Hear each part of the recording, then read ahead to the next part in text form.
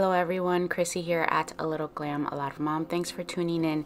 In today's video, I'm sharing my 5 steps in my planning process for a new homeschool year, along with some footage of my bullet journaling. FYI, you're going to hear my family in the background because life is happening here. My bullet journal is a traveler's journal cover from Hobby Lobby, and the inserts are from Amazon. Today, I'll obviously be journaling in my homeschool insert.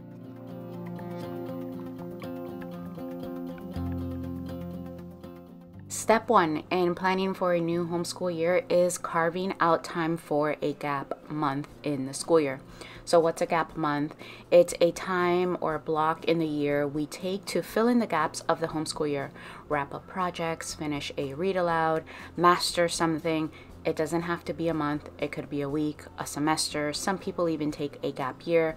For us, the ideal time is summer because most of our homeschool groups break or slow down a lot during the summertime. In turn, opening up a lot of time in our schedule to just be at home and hone in and tie up these loose ends. My teens this year need to do some more reading for summer. They also need to finish a health workbook and work on some labs. Wrapping up a project from our rainforest study. Bella needs to master fractions and continue to review multiplication. We have a read aloud to finish, and we want to work on penmanship. I implemented a gap summer month last year, and it was a game changer.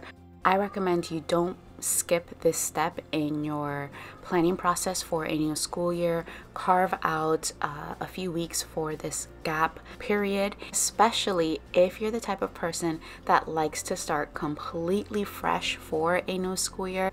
This helps in not having anything to roll over onto the beginning of a new school year.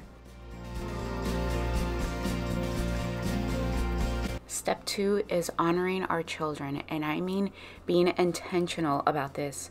So this means coming together to reflect on the school year, to discuss what worked, what gifted us joy, and also to adjust what didn't.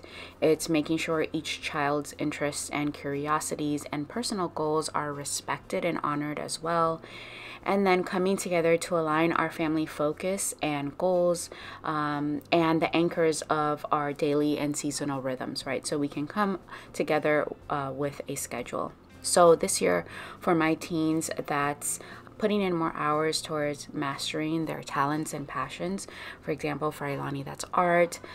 For Darian, that's being a student athlete. Ilani also has dual enrollment coming up this year. She has to make sure that she's on task and we're prepared for these fall semester classes. Bella wants to continue to work towards learning an instrument. She wants to work more on her art and become a writer. Noah wants to play more sports this year and work on reading fluency. So once we've honored everyone's personal goals, interests, and attainments, then we can move on to our family focus this year. We can come together and agree on that. And for us this year, it's apologetics, learning more about missionaries, growing as naturalists, of course, growing stronger writers, more community involvement, and exploring more of our beautiful Florida while we're here. Every year we come together to come up with a family mantra for that school year. And so this year we've decided that it's the same as last year's: God, family, freedom fighting, academics, and in that order. More of our family goals that have actual specifics and deadlines for these attainments are gun safety for our teenagers. We have a goal of learning and reading about at least 10 missionaries. One of our gardening goals this year will be to grow loofahs for our household, and of course growing our specimen wall or collection. All right, so my next step, which is step number 3, is creating a year at a glance. Now, keep in mind that we are year-round homeschoolers, so we'll plan or create a year at a glance for all 4 seasons. Now that we've laid out our goals and interests for the year, we could begin to roughly sort out unit studies, projects, attainments. For example, I've mentioned that Ailani wants to grow loofahs for our family. So this is a gardening project we need to start in late March, early April, so more or less springtime. This is how I plan and sort our nature studies because those usually follow the rhythm of the seasons. This is also how we sort out deadlines. For example, my son wants to volunteer at our local zoo. So to become a zoo teen, he needs to submit an essay and an application. So this is how I sort those deadlines as well. I also jot down our sports seasons. For example, basketball is usually a fall and winter sport, and just begin to roughly map out our year. Step number 4 is creating a need versus wants list. Now that we've sorted out the kids' interests, we know what classes and subjects everyone will be taking for the year. Based on those interests, I've also thought up of unit studies and projects. I can begin gathering ideas for resources we want to outsource, basically making a supply list. And my favorite part of this process is researching the internet, Amazon, Instagram, fellow YouTube homeschoolers to gather ideas.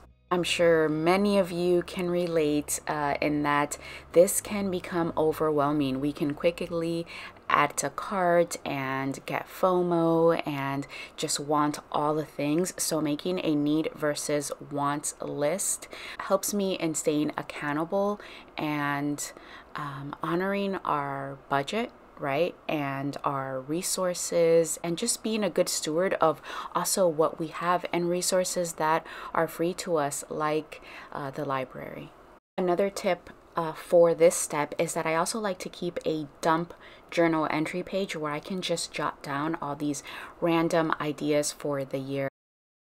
Finally, my last step, or step number 5, is making a map. So this is where I list every subject for the school year and the resource or curriculum we've decided to utilize for each subject and child.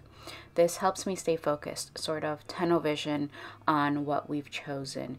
Because as we discussed earlier, it's so easy to overplan and overload the school year and buy all the things with all the abundance of ideas and resources that there are for homeschooling. I love that there is an abundance of families and ideas and a call of homeschooling, but it can be overwhelming trying to do all the things. On that note, I'll recommend to use a pencil or erasable pens for your map, just because throughout the year, of course, we have to make reevaluations and adjustments as needed. I also like to leave some space open for change and growth throughout the year. All right, friends, that's it. That's my 5-step process in planning for a new homeschool year. I'll put out this disclaimer again. I am not saying that this is the one way to do it. I'm not saying this is how you should plan your homeschool year. I am simply sharing what has worked for me coming up on our 6th year of homeschooling. I know this could be an exciting but also overwhelming time for parents, and parent educators everywhere are just overwhelmed with what to do next year. Maybe we're coming off of a rough year. Maybe you're coming off of a wonderful year and you want to keep that joy going for the new school year. During the season, some parents even juggle with the thoughts of sending their kids back to traditional school. And if you're that parent juggling, debating, I'll leave you with this: you'll never regret spending the time at home with your children. When the time is done, you'll always wish for more.